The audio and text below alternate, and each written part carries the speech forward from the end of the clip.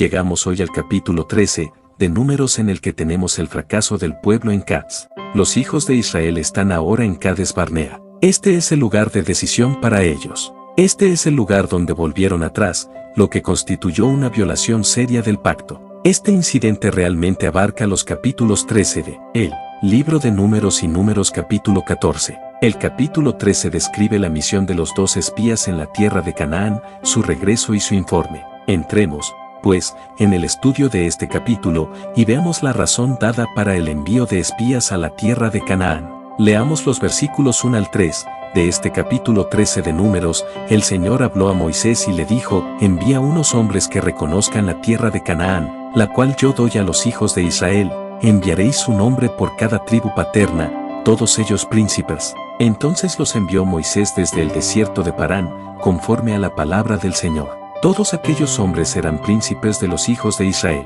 Ahora, ¿de quién fue la idea de enviar a los espías? ¿Era acaso esta la idea de Dios? ¿Era realmente la intención de Dios espiar la tierra? No. Siempre necesitamos tener un cuadro compuesto y completo de la palabra de Dios, porque muchas veces, un cierto aspecto de una verdad es expuesto en un pasaje bíblico, y otro aspecto es presentado en otro lugar. Por ejemplo, necesitamos los relatos de los 4 evangelios para tener una apreciación completa y total del Salvador. Al parecer, esta iniciativa de enviar espías proviene de parte de Dios, pero, en realidad, lo que ocurrió es que Dios estaba haciendo esto en respuesta a una petición del pueblo de Israel.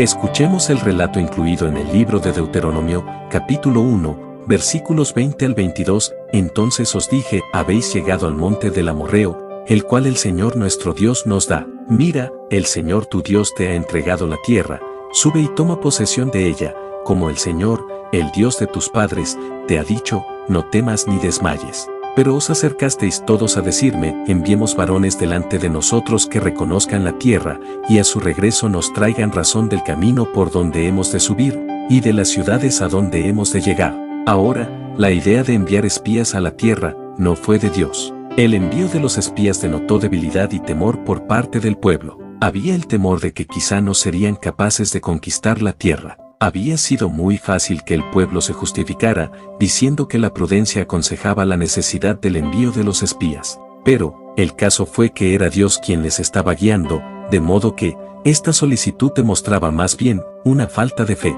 No estaban confiando en Dios. Amigo oyente, Dios sabía todo en cuanto a la tierra. Él no les habría enviado a la tierra si supiera que no podrían apoderarse de ella. Cuando por fin entraron en la tierra, los gigantes todavía estaban allí, así como todos los mismos problemas. Sin embargo, conquistaron la tierra. ¿Qué mensaje importante es para nosotros hoy este mensaje?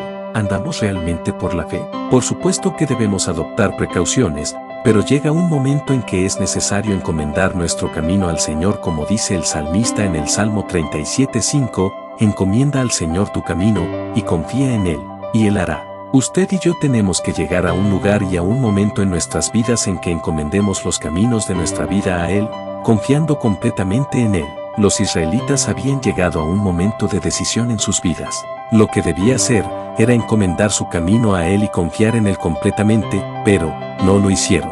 Decidieron enviar a los espías para averiguar lo que les esperaba más adelante.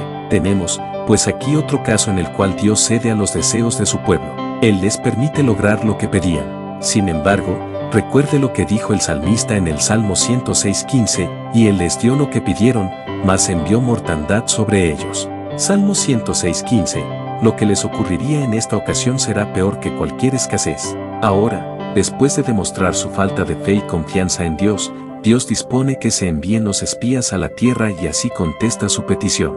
Él ordena que se haga de una manera ordenada y que un príncipe de cada tribu sea escogido. Ahora, en los versículos 4 al 16 de Números 13 aparecen los nombres de todos estos espías que fueron enviados. Pero entre todos estos, los únicos que realmente nos interesan son los que aparecen en los versículos 6 y 8 de Números 13. Leamos estos 2 versículos que nos hablan de la elección de los espías de la tribu de Judá, Caleb hijo de Jefone. Y el versículo 8 de Números 13 dice: de la tribu de Efraín, Oseas hijo de Nan. Ahora, Oseas es otro nombre con el cual fue designado Josué. Más adelante, sabremos más en cuanto a estos 2 hombres extraordinarios que trajeron el informe minoritario, es decir, el informe que ciertamente llegaba a conclusiones contrarias al que presentaron los otros 10 espías. Bueno, leamos ahora los versículos 17 al 20 de Números 13 que describen la misión de los espías. Los envió, pues, Moisés a reconocer la tierra de Canaán, diciéndoles: subid de aquí al Negev y luego subid al monte.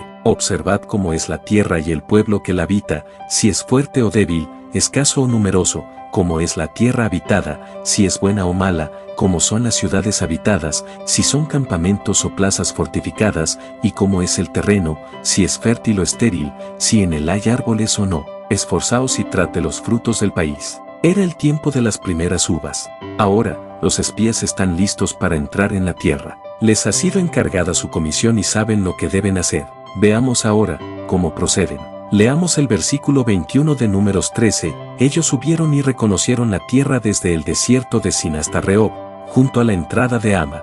Notemos que Amad quedaba al extremo norte de la tierra. Así que los espías cumplieron su misión en forma admirable. La verdad es que bien pudieron haber escrito un libro y titularlo Dentro de Palestina o Dentro de la Tierra Prometida. Ahora, eran ya expertos en cuanto a la tierra. Los versículos siguientes mencionan los lugares a donde fueron y dice que vieron allí a los hijos de Anac, los cuales eran gigantes. Leamos los versículos 22 al 25 de Números 13. Subieron al Negev y llegaron hasta Hebrón.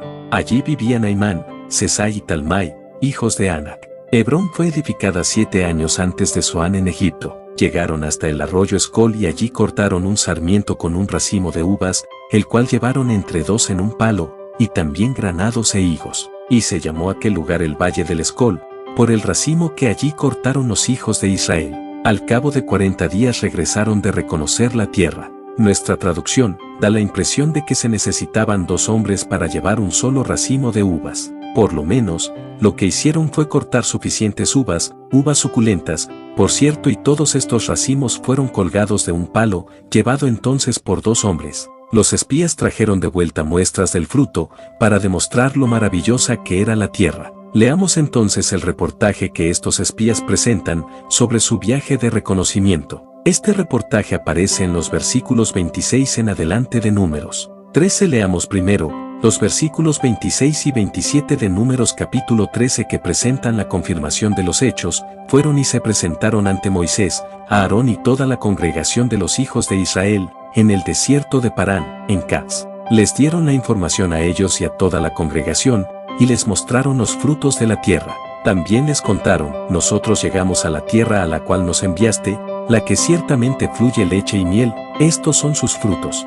Dios tenía toda la razón cuando dijo que era una tierra en la que la leche y la miel corrían como el agua. Ahora, ellos solo estaban confirmando lo que Dios ya les había dicho, pero continúan dando su informe. Leamos los versículos 28 y 29 de Números capítulo 13 para ver la mala interpretación de aquellos hechos. Pero el pueblo que habita aquella tierra es fuerte, y las ciudades muy grandes y fortificadas.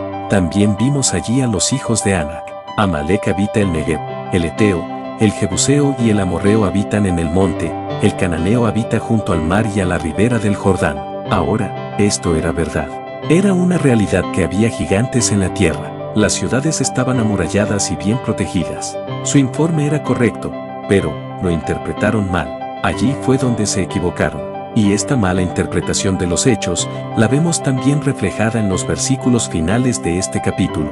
Adelantémonos un poco y leamos los versículos 31 al 33 de Números capítulo 13. Pero los hombres que subieron con él dijeron: no podemos subir contra aquel pueblo, porque es más fuerte que nosotros. Y hablaron mal entre los hijos de Israel de la tierra que habían reconocido, diciendo: la tierra que recorrimos y exploramos es tierra que se traga a sus habitantes. Todo el pueblo que vimos en medio de ella es gente de gran estatura. También vimos allí gigantes, hijos de Anac, raza de los gigantes. Nosotros éramos, a nuestro parecer, como langostas, y así les parecíamos a ellos. Cuando usted, amigo oyente, tiene miedo y ha perdido su fe, ¿no es verdad que las circunstancias, las dificultades y los problemas se ven muy exagerados, magnificados? Ante nuestros ojos, aparecen como una dimensión mucho mayor que la que realmente tienen. En aquella tierra había gigantes, pero aquellos hombres les recordaban aún más grandes de lo que realmente eran. Les parecían más grandes, a causa del miedo que les tenían. ¿Qué contraste interesante es este, que se nos da aquí? Gigantes y langostas. Ahora, ¿sabe usted lo que estos 10 espías omitieron? Se les olvidó incluir a Dios. Se compararon con los gigantes, viéndose como langostas. Esa es la manera en que se vieron. Pero, se les olvidó completamente tener en cuenta a Dios. Si solo se hubiesen acordado de Dios, qué diferente habría sido su historia. Pero, retrocedamos una vez más y leamos el versículo 30 que constituye el informe minoritario, el único sin embargo, que presenta la correcta interpretación de los hechos. Entonces Caleb hizo callar al pueblo delante de Moisés, y dijo, subamos luego, y tomemos posesión de ella, porque más podremos nosotros que ellos. Ahora, según esto, fue Caleb quien dio este informe, pero los otros trataron de refutarlo. Solo Josué estuvo de acuerdo con Caleb. Así, pues, tenemos el cuadro completo. Este informe concordó perfectamente con los hechos. Había dos diferentes apreciaciones u opiniones en cuanto a la interpretación de esos hechos. Según este informe de la minoría, sería posible entrar y apoderarse de la tierra, pero, de acuerdo con el informe de la mayoría, no era posible tomar posesión de la tierra. Ahora, el pueblo creyó el informe de la mayoría. No creyeron que les fuera posible tomar posesión de la tierra. Es decir, les faltó la fe en Dios, y las consecuencias de esta falta de fe las veremos ahora en nuestro estudio del capítulo siguiente, Números 14. 1 al 12. En este capítulo encontramos que Israel rehúsa entrar a la tierra prometida, debido a su incredulidad. Los israelitas, ahora, han llegado al lugar en que tienen que tomar una decisión. Tienen que decidir si van a entrar en la tierra prometida, o no. Aquí descubriremos que Israel decide no entrar a la tierra prometida, y que esta decisión se debe única y exclusivamente a su incredulidad. La Biblia constituye el mejor comentario sobre esa resolución, y es el escritor de la epístola a los Hebreos, quien lo declara de esta manera, en el libro de Hebreos capítulo 3 versículos 17 al 19, y con quienes estuvo el disgustado 40 años, ¿no fue con los que pecaron, cuyos cuerpos cayeron en el desierto? ¿Y a quienes juró que no entrarían en su reposo, sino a aquellos que desobedecieron? Y vemos que no pudieron entrar a causa de incredulidad. Fue, pues, la incredulidad, lo que les impidió entrar en la tierra prometida. Entremos ahora en el estudio de este capítulo, que es prácticamente una prolongación del capítulo anterior. Leamos Números 14 versículos 1 al 3 donde, en primer lugar tenemos la negativa de Israel a entrar en la tierra. Entonces toda la congregación gritó y dio voces, y el pueblo lloró aquella noche. Todos los hijos de Israel se quejaron contra Moisés y contra Aarón, y toda la multitud les dijo, ojalá hubiéramos muerto en la tierra de Egipto, ojalá muriéramos en este desierto. ¿Por qué nos trae el Señor a esta tierra para morir a espada, y para que nuestras mujeres y nuestros niños se conviertan en botín de guerra? ¿No nos sería mejor regresar a Egipto? Sí, lloraron mucho aquella noche. Se sentían muy tristes, pensando en su imaginaria situación desesperada. Se encuentran en un estado de ánimo tan triste, que creen que sus esposas y sus niños caerían en poder del enemigo. Usan a sus niños como excusa, y aparentan pensar en la seguridad de sus hijos. Pero, realmente lo que hacen, es criticar a Dios, como si Él no pensara en la seguridad de sus hijos. ¿Y sabe usted, quiénes entraron en la tierra prometida? Pues, fueron precisamente, esos mismos niños, la generación siguiente. Los mayores se sentaron allí llorando y diciendo que estaban preocupados por la seguridad de los niños. Pero, la verdad es que, era Dios quien estaba pensando en la seguridad de los niños, y como veremos más adelante, Dios les trajo a la tierra. La verdad de las cosas era que, simplemente, no confiaban en Dios. Leamos ahora los versículos 4 hasta el 9 de Números capítulo 14, y se decían unos a otros, designemos un capitán y volvamos a Egipto. Moisés y Aarón se postraron sobre sus rostros delante de toda la multitud de la congregación de los hijos de Israel.